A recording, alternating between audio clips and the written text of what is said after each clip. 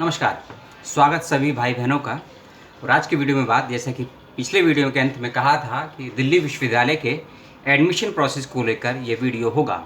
और जो भी ऐसे विद्यार्थी और उनके माता पिता परेशान हैं दिल्ली यूनिवर्सिटी में एडमिशन के लिए, खासकर ग्रेजुएशन के कोर्स के लिए, क्योंकि कट ऑफ लिस्ट आ चुकी है। कट ऑफ लिस्ट के बाद की भागा दौड़ी और एडमिशन और ये सब कुछ होने वाला है ऑनलाइन।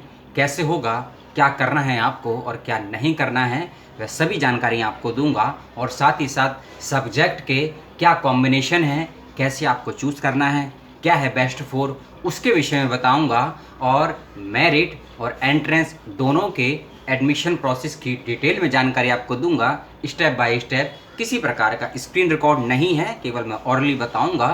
और जो चीज़ें आपको समझ में नहीं आती, क्योंकि जो भी जानकारी मैं शेयर करूंगा आपसे, उन सभी के एक लिंक देने का प्रयास मैं पूरा करूंगा डिस्क्रिप्शन बॉक्स में, कि उनकी पीडीएफ फाइल आपको मिल सके, कि स्टेप बाय स्टेप आप भी उनको समझ सकें और देख सकें।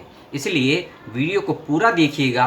वह सभी विद्यार्थी जो दिल्ली यूनिवर्सिटी की फर्स्ट कट ऑफ आ चुकी है, जैसा कि आप जानते हैं, और उसके बाद की एडमिशन प्रोसेस के दिन बहुत कम है, 2 से 3 दिन ही मिलते हैं आपको एडमिशन लेने के लिए। यदि आप चूक जाते हैं तय तारीख पर एडमिशन लेने पर, तो आप हो सकता है 1 साल पीछे चले जाएं। आपका और आपके बच्चों का भविष्य कहीं ना कहीं 1 साल बर्बाद हो जाएगा।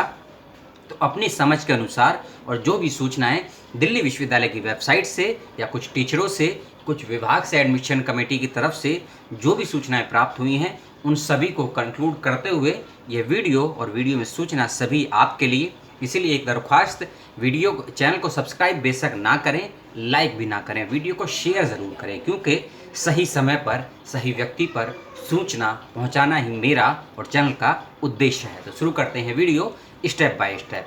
सबसे पहले आप सब्जेक्ट के कॉम्बिनेशन को समझिए। इस चीज़ को ध्यान रखिए कि जब आप कॉम्बिनेशन का चूज़ करेंगे तो ऑटोमेटिकली जब आप अप्लाई कैसे करना है मैं आपको बाद में बताऊंगा। पहले सब्जेक्ट के कॉम्बिनेशन को समझिए आप, कि यदि आप बीए प्रोग्राम सब्जेक्ट का चूज़ करते हैं और आपने बुद्धि स्टडी का चयन किया है बीए प्रोग्राम में, और ये भी याद रखिए, ध्यान रखिए कि एनुअल मोड पे नहीं, सेमेस्टर मोड पे परीक्षाएं होती हैं, तो पहले 6 महीने के लिए आपको अपने सब्जेक्ट का चयन करना है। इस बात का याद रखिएगा और ध्यान रखिएगा। और जब आप सब्जेक्ट का चयन करेंगे, और ये सब्जेक्ट के चयन करने की प्रक्रिया हर कॉलेज के हर विभाग में अलग अलग होती है।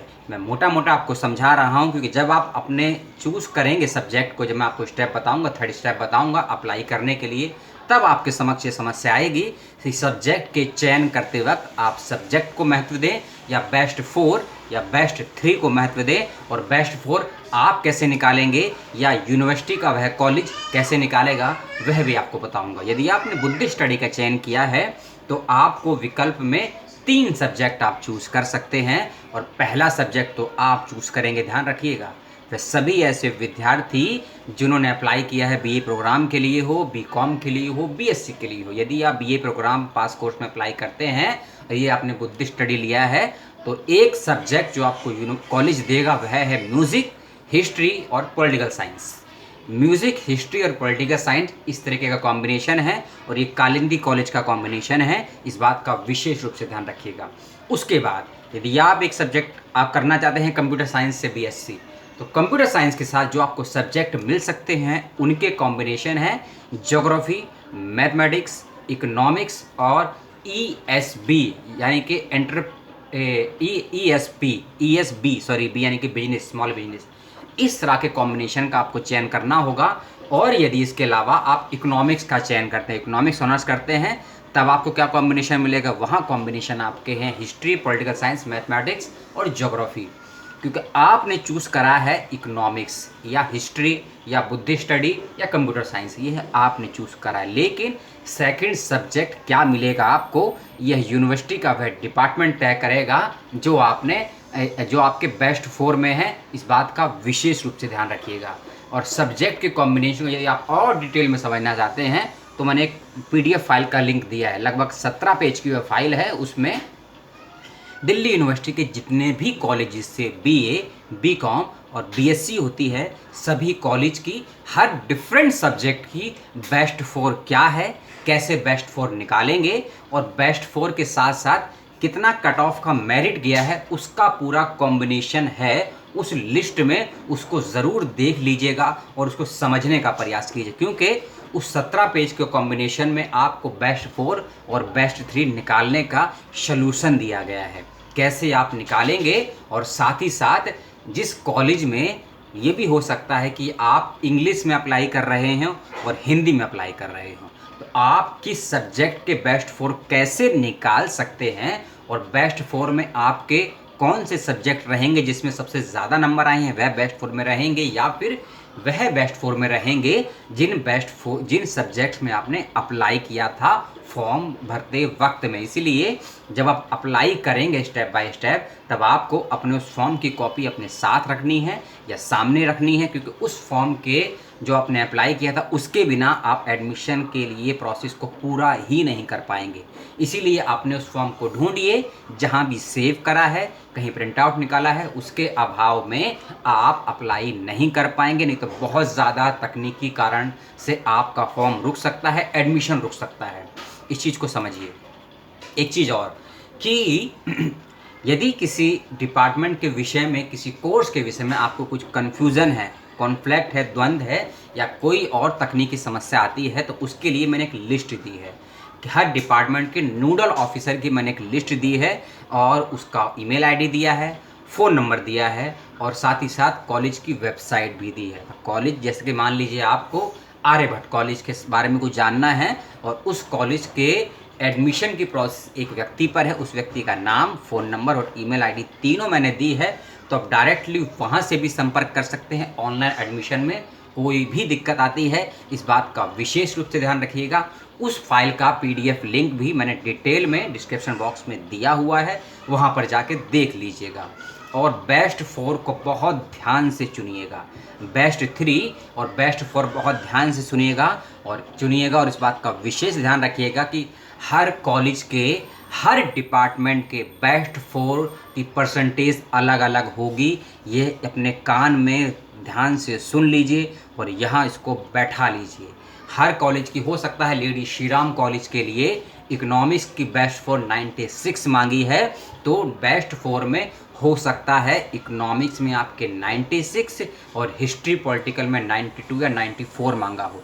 लेकिन वहीं जब आप दूसरे कॉलेज में इकोनॉमिक्स ऑनर्स के लिए अप्लाई कर सकते हैं, हो सकता है वहाँ इकोनॉमिक्स के लिए 90, अदर सब्जेक्ट के लिए 90 और किसी एक सब्जेक्ट के लिए 85 या 80 भी मांगा हो। तो इस कॉम्बिनेशन को समझने के लिए जो मैंने आपको लिंक दिया है उसको ध्यान से पढ़िएगा, समझिएगा। 2-3 घंटे लगेंगे आपको समझने के लिए और हर चीज़ को नोट डाउन करके रखिएगा या टाइप करके कहीं भी रखिएगा, फ़ोटो खींच कर रखिएगा कि जब आप फॉर्म भरेंगे। और एक चीज़ और, मैं आऊँगा स्टेप बाय स्टेप फॉर्म कैसे भरना है। एक चीज़ और कि जब आप फॉर्म को भरेंगे आपको लिमिटेड टाइम मिलेगा, ऐसा नहीं है, क्योंकि दिल्ली विश्वविद्यालय ने संडे के दिन भी अपना एडमिशन पोर्टल ओपन करके रखा है। तो इसीलिए आपको घबराने की बिल्कुल भी ज़रूरत नहीं है कि 5 घंटे के लिए पोर्टल खुला है या 9 घंटे के लिए पोर्टल खुला है सुबह 11 से शाम 5 के बीच में, ऐसा नहीं है। आप 24 घंटे और सभी दिन अपना एडमिशन ले सकते हैं, जो भी आपको डेट दी हुई है, क्योंकि 12 को कट ऑफ आई थी और 15 की मध्य रात्रि नहीं, 15 की शाम 5 बजे तक एडमिशन का पोर्टल ओपन रहेगा। फर्स्ट कट ऑफ के लिए ये भी आप जानते हैं, मैं कट ऑफ किस सब्जेक्ट की क्या रही है, आर्ट्स, कॉमर्स, साइंस की, सभी के लिंक भी डिस्क्रिप्शन बॉक्स में दे चुका हूँ। इसलिए कट ऑफ यदि आपको देखना है और कट ऑफ समझने में यदि दिक्कत आ रही है कि SC, ST, OBC, EWS या माइनॉरिटी कैटेगरीज की, तो कमेंट बॉक्स में करके बताइएगा। किसी विशेष सब्जेक्ट की या किसी कॉलेज की कट ऑफ आपको विशेष रूप से समझने में या देखने में या खोजने में दिक्कत हो रही है, तो कमेंट बॉक्स में बताइएगा। आपको मैं ईमेल पर पर्सनली भेज दूंगा और डिटेल में समझा दूंगा, इस बात का विशेष ध्यान रखिएगा। तो अभी तक मैंने आपको सब्जेक्ट के कॉम्बिनेशन के विषय में बताया और साथ ही साथ कॉम्बिनेशन का चूज़ कैसे करना है वह बताया आपको। और यदि कोई भी तकनीकी समस्या आती है तो किस व्यक्ति से संपर्क करेंगे उस कॉलेज के, उसके पूरे डिटेल मैंने आपको बताया। अब आते हैं चौथी इन्फॉर्मेशन पर, स्टेप बाय स्टेप फॉर्म कैसे भरना है। आपको याद रखिए फॉर्म कैसे भरना है, 6 से 7 स्टेप हैं, मैं सभी बताऊंगा। और सबसे पहले स्टेप है आपको दिल्ली यूनिवर्सिटी की वेबसाइट को लॉगिन करना है, www.du.ac.in। इस पर जैसे ही जाएंगे आपको एडमिशन पोर्टल का लिंक ओपन करना है। एडमिशन पोर्टल के लिंक में आपको भी जाके यूजी का लिंक ओपन करना है। इस बात का विशेष रूप से ध्यान रखिएगा, 3 लिंक मिलेंगे आपको, एक यूजी के लिए, एक पीजी के लिए और एक लिंक मिलेगा आपको एमफिल और पीएचडी के लिए। आपको यूजी के एडमिशन के लिंक पर जाना है, उसको ओपन करना है, इस बात का विशेष रूप से ध्यान रखिएगा। और उसी लिंक पर आपको अदर चीज़ भी देखने समझने को मिलेगी, खासकर कैसे करना है नामांकन। उसके लिए आपको कुछ नहीं करना है, आपको 3 स्टेप को फॉलो करना है। सबसे पहली चीज़, पहला स्टेप यह है, जब पोर्टल ओपन हो जाएगा अपना ईमेल आईडी और अपना पासवर्ड को लॉगिन कर लीजिएगा और उसके बाद कैप्चा फिल करके लॉगिन कर दीजिएगा। किसी कंडीशन पे यदि कुछ लोग अपना पासवर्ड भूल गए हैं तो उनके लिए फॉरगेट पासवर्ड का ऑप्शन है, उस पर क्लिक करिएगा। आपकी ईमेल आईडी पर एक कोड जाएगा, उस कोड को फिल करिएगा। नया पासवर्ड आप बना भी सकते हैं और या फिर पुराने या फिर कोई भी पासवर्ड आप किसी भी तरीके का नंबरिंग कैपिटल स्मॉल वाला @gmail हैशटैग जो बनाना है वैसे बनाइए। नए पासवर्ड के बाद दोबारा फिर यूजी एडमिशन के पोर्टल पर जाइए, अपना ईमेल आईडी पासवर्ड एंटर कीजिए, फिर आपका एडमिशन का प्रोसेस स्टार्ट हो जाएगा। एडमिशन प्रोसेस के इस स्टेप को पूरा करने के बाद आपको जो अगला स्टेप करना है, सेकेंड स्टेप बहुत सीरियसली है और बहुत उलझा हुआ भी है और बहुत टेक्निकली उलझा हुआ है, इसको ध्यान से समझिएगा। जैसे ही आप अपना आईडी और पासवर्ड लॉगिन कर देंगे, सेकंड स्टेप खुलेगा अपडेट एकेडमिक सेशन। जैसे ही आपका एकेडमिक सेशन का ऑप्शन खुलेगा, वहाँ 2 ऑप्शन मिलेंगे आपको। पहला ऑप्शन मिलेगा आपको admission open under first cut off. याद रखिए, पहला ऑप्शन मिलेगा admission open under first cut off और उसी में सेकंड स्टेप का ही सेकंड पॉइंट है, वहाँ मिलेगा आपको अपडेट एकेडमिक सेशन। इस चीज़ को समझिए। तब आपको नीचे वाले और सेकंड ऑप्शन पर क्लिक करना है। पहले सेकंड स्टेप के सेकंड ऑप्शन पर आपको क्लिक करना है, जिस पे लिखा होगा अपडेट एकेडमिक सेशन। उसको जैसे ही आप ओपन करेंगे, आपने आपकी जो मार्कशीट है, जो आपने अटैच की थी फॉर्म करते वक्त में, जो भी इंफॉर्मेशन आपने दी थी, वह पूरा पेज आपके सामने खुल जाएगा। वह इसीलिए खुला है, यदि आप उसमें कुछ बदलाव करना चाहते हैं, कुछ करेक्शन करना चाहते हैं, कुछ नया अपडेट करना चाहते हैं, वह इसीलिए खुला है। इस बात का विशेष रूप से ध्यान रखिएगा। और जैसे ही आप उसको देखने के बाद उसी के राइट हैंड साइड पर एक अपडेट का पीले कलर का निशान होगा, येलो कलर का, उस पर आपको क्लिक करना है अपडेट के बाद में। और उसके बाद फिर आपके सब्जेक्ट खुलेंगे, लैंग्वेज खुलेगी, खासकर कि कौन सी, क्योंकि एक लैंग्वेज लेना मैंडेटरी है, इस बात का भी ध्यान रखिएगा। कई लैंग्वेज खुलेंगी, संस्कृत है, बांग्ला है, पंजाबी है, उर्दू है, अरबिक है, पर्शियन है, ऐसी कई लैंग्वेजेस खुलेगी। और वह लैंग्वेज इस बेस पे खुलेगी कि ये वो सभी लैंग्वेज दिल्ली विश्वविद्यालय के वे कॉलेजेस कराते हैं। ऐसी लैंग्वेज का ऑप्शन नहीं आएगा जो दिल्ली विश्वविद्यालय नहीं कराती है। उसी लैंग्वेज का ऑप्शन आएगा, क्षमा कीजिए, उसी लैंग्वेज का ऑप्शन आएगा जिसकी पढ़ाई दिल्ली विश्वविद्यालय कराता है। इस बात का विशेष ध्यान रखिएगा। उसी के सेकंड स्टेप में ही, उसी अपडेट के बाद जब आपकी मार्कशीट खुल जाएगी, लैंग्वेज चूज़ कर लेंगे, उसके जस्ट नीचे 2 ऑप्शन होंगे, याद रखिएगा। एक ऑप्शन होगा सिलेक्ट फाइल और दूसरा ऑप्शन होगा डिलीट का, और बीच में एक ऑप्शन होगा व्यू द फाइल। तो आपको सिलेक्ट वाली फाइल पर क्लिक करना है और आपको चूज़ कर लेना है। क्या चूज़ कर लेना है? अपने सब्जेक्ट को चूज़ कर लेना है। और याद रखिएगा कि यदि किन्हीं कारणों से आप अपनी मार्कशीट, क्योंकि जब आपने अप्लाई किया था हो सकता है तब मार्कशीट फाइनली नहीं आई होगा, आपके पास खाली रिजल्ट का प्रिंट आउट कॉपी रही होगी, तो आपने अपने नंबरों को फिल कर दिया। अब ये जो ऑप्शन दिया है सिलेक्ट द फाइल का, इसका यूज़ ये है कि अब आपकी यदि मार्कशीट आ गई है फाइनली, उसको स्कैन करिए और आपको अपलोड करके यहाँ अटैच करना है सिलेक्ट द फाइल वाले ऑप्शन पे। यह सब होने के बाद फिर आप करिएगा बैक स्क्रीन पर। जी हाँ, सेकंड स्टेप को बैक करना है। पहले आपने उसी सेकंड स्टेप पे जहाँ आपने क्लिक किया था अपडेट एकेडमिक सेक्शन, उसी के ऊपर एक दूसरा ऑप्शन था, पहला ऑप्शन था admission open under first cut off. अब आपको उस ऑप्शन को ओपन करना है। सेकंड स्टेप का पहला ऑप्शन अब आपको ओपन करना है। जब अपनी मार्कशीट को अपलोड कर देंगे आप, और लैंग्वेज का चूज़ कर लेंगे।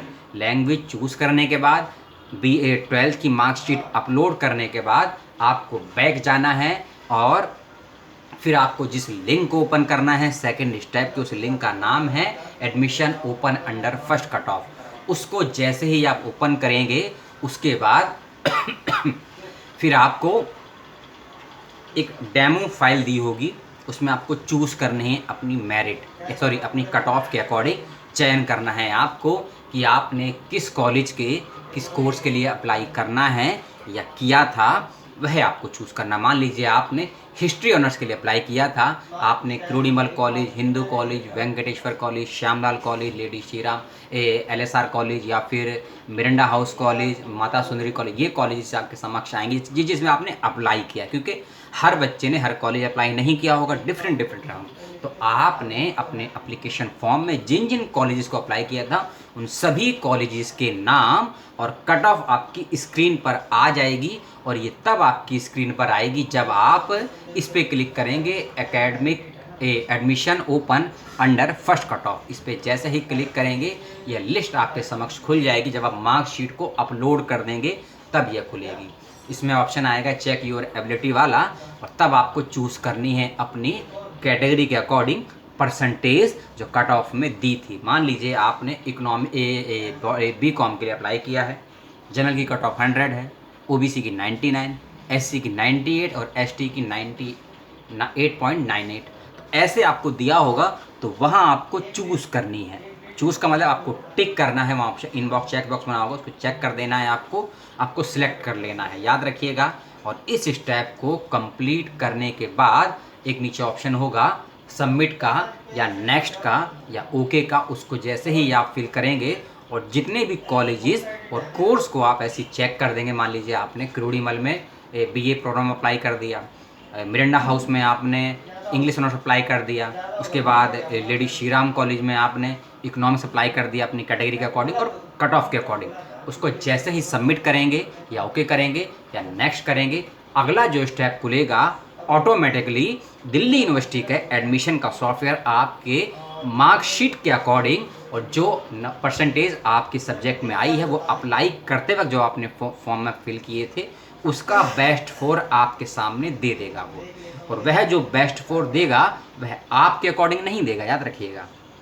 वह जो बेस्ट 4 शो करेगा, मान लीजिए आपने BA ऑनर्स इंग्लिश में अप्लाई किया है तो उसके अकॉर्डिंग बेस्ट 4 सब्जेक्ट क्या हैं और आप उसके लिए एलिजिबल हैं या नहीं हैं वह पूरा शो कर देगा स्क्रीन में आपकी आंखों के सामने।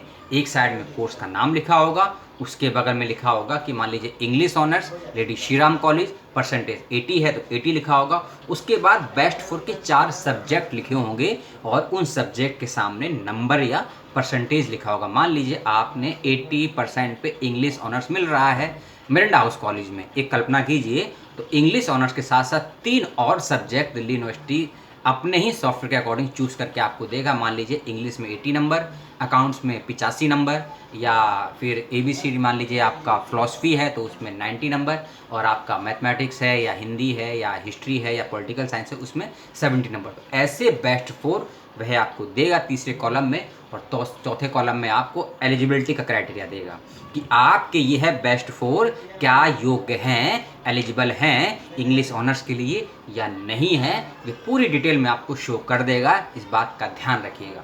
इस स्टेप को कंप्लीट करने के बाद अगले स्टेप पर जाएंगे, वह है आपका अप्लाई करने का स्टेप, अप्लाई दी एडमिशन।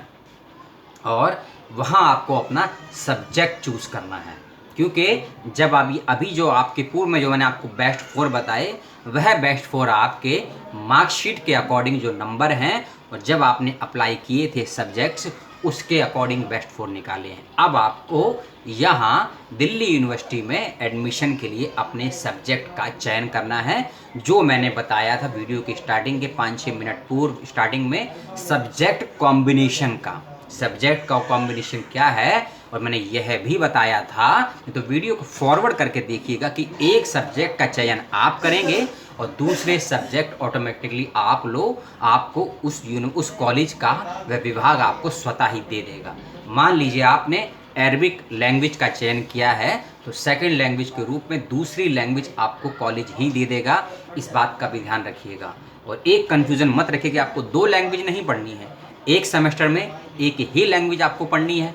आप चाहें तो सेकंड सेमेस्टर में उस लैंग्वेज को कंटिन्यू कर सकते हैं या चेंज कर सकते हैं, यह आपके हाथ में है। यह कॉलेज नहीं देखेगा, क्योंकि एडमिशन और सब्जेक्ट का चयन और इतना लंबा चौड़ा प्रोसेस जो आपको मैं समझा रहा हूँ और दिल्ली यूनिवर्सिटी ने जो दिया है, मैं इसीलिए डिटेल में समय ले रहा हूँ, हर चीज़ समझा रहा हूँ, क्योंकि ऑनलाइन प्रोसेस है और ऑनलाइन प्रोसेस को हर किसी को समझ में आ पाना बहुत ज़्यादा मुश्किल है। और ये इसीलिए मुश्किल है क्योंकि दिल्ली यूनिवर्सिटी में एडमिशन लेने वाला हर व्यक्ति लग्जरी फैमिली से हो, बिल्कुल भी ज़रूरी नहीं है। मिडिल से भी होंगे और बिल्कुल लोअर मिडिल से फैमिली के बच्चे होंगे जिन्होंने अप्लाई किया है, और जो लोअर मिडिल के हैं और जो मिडिल क्लास के बच्चे हैं उन्हीं के लिए मुख्य रूप से सूचना है, क्योंकि जो हायर कैटेगरी के हैं, लग्जरी फैमिलीज़ के हैं, उनके पास सभी सुविधाएं हैं, लैंग्वेज का प्रॉब्लम नहीं है, पैसों का प्रॉब्लम नहीं है, वो इतर चीज़ है। तो अब आपको सब्जेक्ट का चयन करना है, और जब आप सब्जेक्ट का चयन कर लेंगे अपने मार्कशीट और बेस्ट 4 के अकॉर्डिंग जो दिल्ली विश्वविद्यालय ने आपको दिया है, सब्जेक्ट का चूज़ करिएगा और साथ ही साथ एक कॉलेज में एक ही सब्जेक्ट का चयन करिएगा। यह मेरी भी आपको सलाह है और दिल्ली विश्वविद्यालय ने भी आपको यही सलाह दी है। इस बात का विशेष रूप से ध्यान रखिएगा। एक कॉलेज एक ही सब्जेक्ट का चयन करेंगे तो आपके लिए ज़्यादा बेटर रहेगा एडमिशन मिलने में। ऐसा ना हो कि आपने, कल्पना कीजिए, हंसराज कॉलेज में BA Hindi honours, BA history honours, BA political science apply कर दिया है, और लेकिन आपके बेस्ट 4 जो बन रहे हैं वो हिस्ट्री के लिए बन रहे हैं, लेकिन आपने अप्लाई हिंदी में भी किया है और पॉलिटिकल साइंस में भी किया है, लेकिन आपने अप्लाई तो 3 सब्जेक्ट में किया है, लेकिन बेस्ट 4 किसी एक से ही मैच कर रहे हैं। तो हो सकता है कि हिस्ट्री में जो आपको एडमिशन मिलने वाला था, लेकिन आपने अप्लाई 3 सब्जेक्ट में किया है, तो आपको किसी भी एक सब्जेक्ट में एडमिशन ना मिल पाए।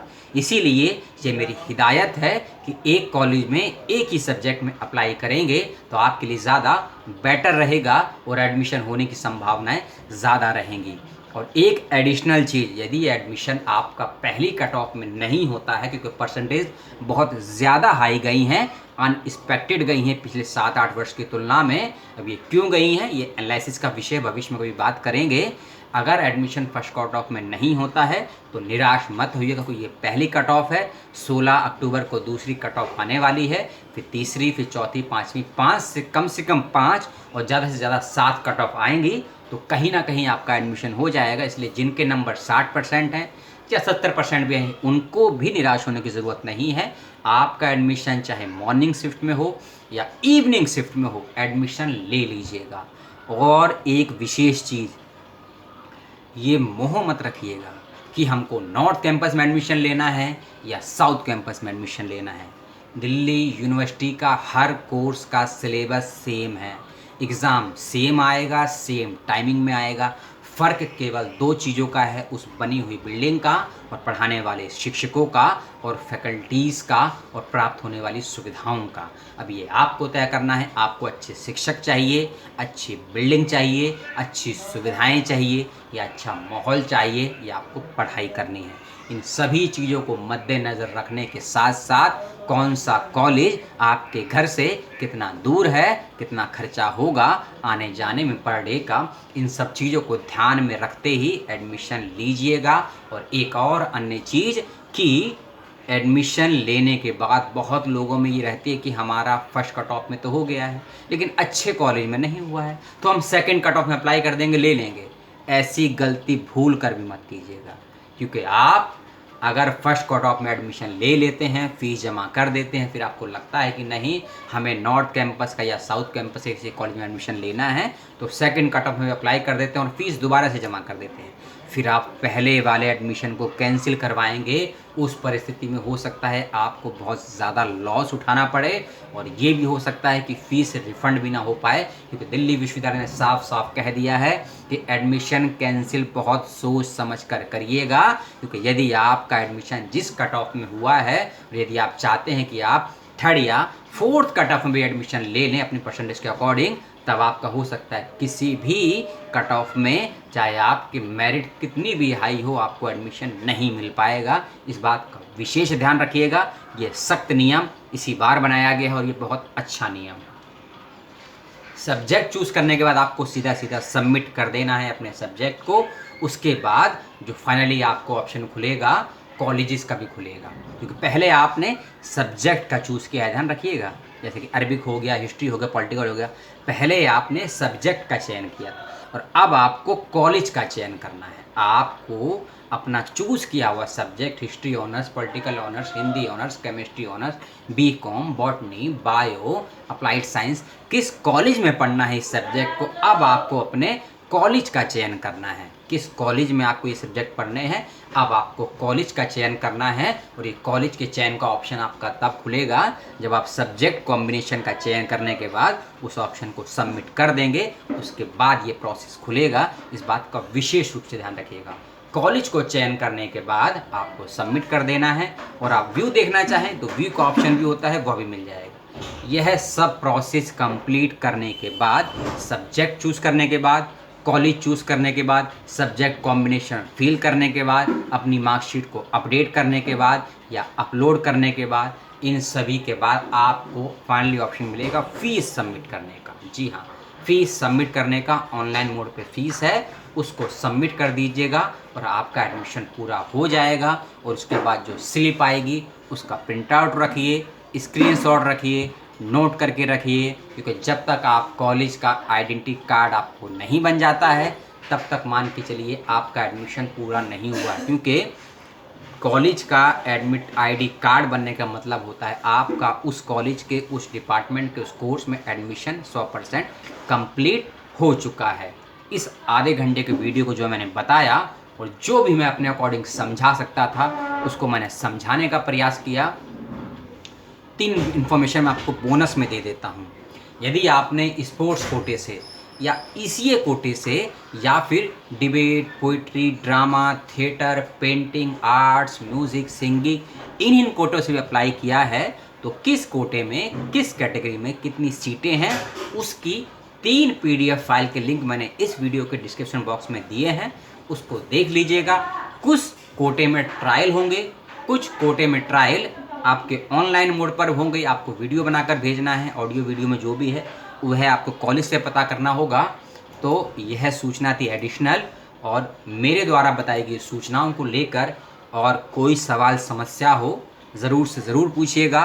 और यदि किसी और विश्वविद्यालय के एडमिशन के प्रोसेस के बारे में जानना चाहते हों, कुछ पूछना चाहते हों तो ज़रूर कमेंट करके बताइएगा। और बहुत से वीडियो मैंने एडमिशन प्रोसेस को लेकर, एडमिट कार्ड को लेकर, एंट्रेंस एग्ज़ाम को लेकर, एंट्रेंस एग्ज़ाम के सिलेबस और एग्ज़ाम पैटर्न को लेकर बहुत से विश्वविद्यालय के वीडियो बनाए हैं, उनको भी ज़रूर से ज़रूर चैनल पर जाकर देखिएगा। और कुछ सुझाव हो तो ज़रूर देखिएगा। और बीए, बीकॉम और बीएससी में जिनका भी सिलेक्शन हुआ है फर्स्ट कट ऑफ पे बेस पे, जल्द से जल्द लीजिए एडमिशन, क्योंकि आपके पास समय बहुत कम है और ज़्यादा समय नहीं है। लगभग आपके पास 18 से 20 घंटे हैं एडमिशन लेने के लिए फर्स्ट कट ऑफ के आधार पे।